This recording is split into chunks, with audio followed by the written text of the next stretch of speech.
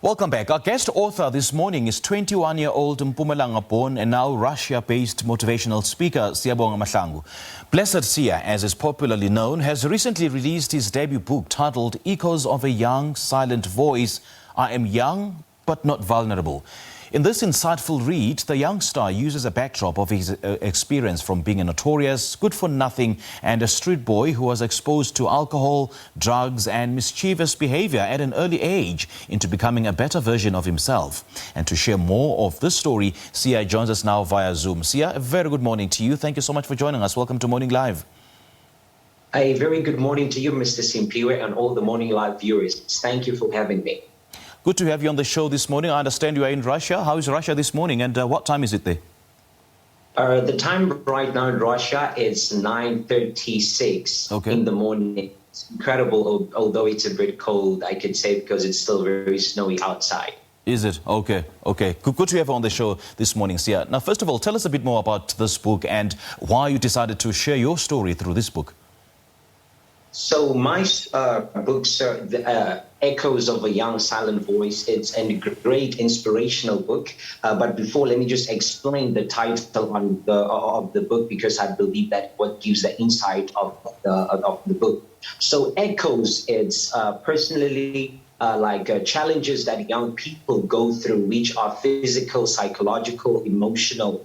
And these echoes are the ones that turns to become a detrimental effect in the lives of young people, as far as them understanding what purpose is and what living life to their best potential is. So this book that I decided to share, it was because of my personal story that I grew up, in South Africa, in the townships, moving from Witbank to Benoni, and I got to experience my life and indulge in alcohol and substance abuse and also some mischievous behaviors. So it's just an inspirational piece that I would love to share to the world. Yeah, and to talk to us about some of the lessons that you share, that you say you've learned from this life, which young people always turn a blind eye towards. Now, there are several lessons that I share, sir, in the book. But the one lesson that I would love to share is that I got to realize the more I grew up that young people, there is this great voice that is within us, and that is self. Now, we turn a blind eye towards this voice because we always want to listen to what the world says about us and so forth. Now, chapter 6 is one of the greatest lessons that I have learned, which is entitled The Treasure You Carry as a Young Person. Now, one lesson that I learned is that when I was living in South Africa and so forth, I never understood the great treasure that it was in me. And I always want to pursue what people say about me and what friends say about me and so forth. But I actually neglect what my heart wants and what the inner voice in me says about me. When you changed your life around, was it you listening to that inner voice, or social circumstances required you to change your life? It was social circumstances and also the inner voice. It was a bit of both, but precisely it was because I got to experience one great event when I was still in primary school, when one of my teachers actually called me up on stage to come and perform a Mandela play. And after the play, when people get to appreciate you and they start clapping hands for you, it was a different feeling for me, because becoming a notorious voice, people would always praise you for all the good, for all the bad things that you do and all the wrong reasons. So it was precisely that good feeling that actually people could actually give me this kind of warmth for doing this, and this is something great. So from there onwards, I started looking forward to it, and I never looked back. And this book touches on issues of understanding oneself, passion, pain, difficult life battles, failure, decision-making, self-sabotage, to mention some of them. Tell us about why it was so important for you to stress these in this book. It was very important, sir, because as a young person in your journey of growing up, there are certain events that takes place, and those events, those difficulties, such as you get addiction, such as peer pressure, such as most of South Africa's teenagers or young people, they get to face challenges such as parents' negligence, household challenges that they go through and so forth. It was very important and critical for me because those are certainly the elements that get to become a deteriorating effect towards a young person's life and stops you from achieving your dreams, and it stops you from seeing the world beyond what you could ever see it. You also mentioned that you've learned that life is a sentence. We start it with a capital letter and end it with a full stop. Gosh, that was such a mouthful. Now tell us more about this. Now, most of the time, whenever we write a sentence, we are always expecting you to start it with a capital letter and also end it with a full stop. Now, sometimes if you do not know, for instance, you have not learned English, you will not know that actually when you start a sentence, you have to start it with a capital letter and end it with a full stop. Now, for me, that was my life, that I did not start my life with a capital letter, and also I actually now I've ended it with a full stop. Why? Because in my childhood, I started experiencing these things at an age of 10. Now you actually get to analyze this there. How can a 10-year-old be, start to indulge in drugs and all these things? So for me, that was to say that actually sometimes when you don't get to start it with a capital letter, but it is within your best interest to actually end it with a full stop. And right now, I am currently doing my best and at my abilities to make sure that I put a full stop towards my life. Okay, fair enough, fair enough. Now, I understand, Siya, that you have a dream beyond the stethoscope, and that aspires to inspire. Tell us a bit more about what you're studying, by the way, and how that, what this dream is beyond the stethoscope. So currently I am a medical student, and I'm currently doing my 3rd year going into my 4th year. Okay. Now, my dream beyond a stethoscope, it's not just becoming a medical doctor, because we know that a doctor obviously brings healing, but physical healing towards the body. But my dream is beyond a stethoscope, to touch young lives of young people right around the world and heal them in their emotional, physical, social, in whatever sphere of their lives. And my dream is also to encapture their hearts and bring out the best that they could ever be as far as their dreams and their goals and their purpose is concerned, sir. Have you mastered the doctor's handwriting?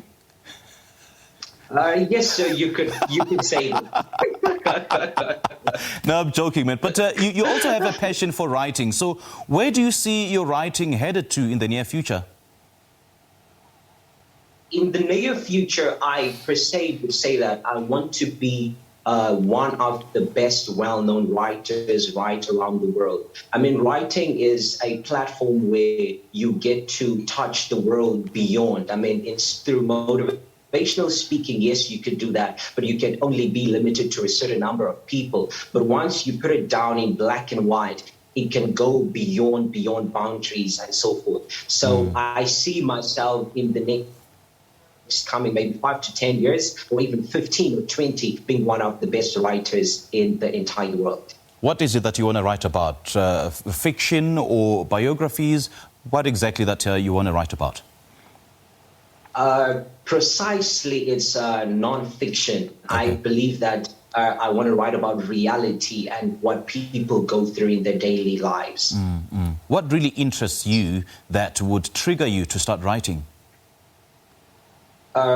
My interest, it was per se my story, because I believe that each and every one of us has a different story to tell, and through our experiences, it's either we can build someone or it's either we can break someone. So I chose the road that through my experience and through reality, I want to build someone and give somebody a better future and hope. That's a good point that you made there. And how are you hoping that through this book, someone out there who's reading it will be built and will be motivated to be a better version of themselves? I literally believe that this is an incredible book because, per se, I have outdosed myself as far as discouragements are concerned. Now, something that I would want someone to actually note is that when you read this book, you would obviously be someone who is looking for hope, someone who is discouraged. But what I want to say is that discouragement does not only discourage you, but they also miscarriage you.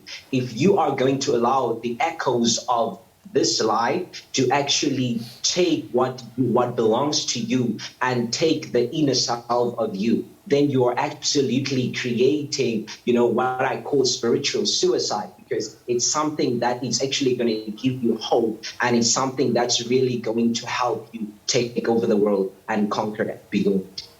Sia, you were one of those lucky individuals who were able to escape from the shell that you found yourselves trapped in. But there are those who are still stuck in that particular shell and they're not able to come out. What kind of words of advice would you share with those? Now, sir, as I am also a medical student, I know that when a woman is pregnant, there are certainly two kinds of doctors that can actually be involved in the pregnancy. There's a doctor that can help you, to abort the baby. There's a doctor that can help you to conceive a baby. Now, the doctor, I'd per se say it's your friends. It is very critical for you to observe your friends, because the friends that you have, it's either they are going to help you to abort your dream, to abort your vision, to abort your goals, or it's either you have friends that are actually going to build you towards becoming a better self. So the first thing is an analysis. You've got to analyze what kind of friends are you having in your life, because that was one of the greatest influences that had actually brought me to this terrible life that I had. And if someone were to tell you that, Sia, I hear your story and it's quite an inspirational story, but if I do escape from this shell that I find myself being trapped in, and then what would happen? Because I still live in the same environment that, that saw me being stuck in this shell that I'm in. So where do I go after I've escaped from this shell?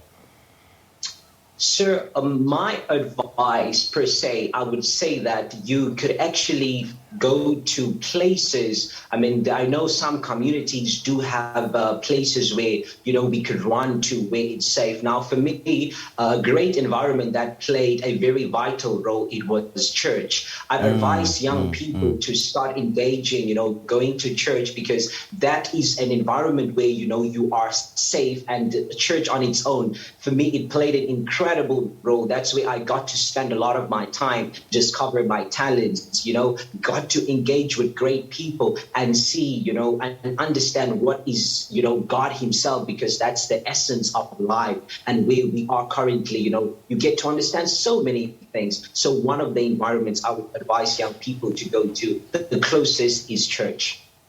That is such a powerful piece of advice, Sia. Thank you so much for joining us this morning. Where do we get a copy of this book? The copy of the book, sir, is available in South Africa. I'm having a personal assistant that's incredibly helping me out. Her name is Rebecca Simela. So you could also get me on Instagram at Blessed Sia _, but Blessed with the triple S, or you could kindly contact me on Facebook at Siyabonga Mahlangu, and the copy is per se 150 rands. So you can just get it like that. Blessed Sia, we are blessed to have you on this show this morning. Thank you so much for joining us. Thank you so much, sir. It's quite an honor. Thank you very much. All right, thank you. That was 21-year-old medical student, motivational speaker and author Siyabonga Mahlangu speaking to us about his first published book titled Echoes of a Young Silent Voice.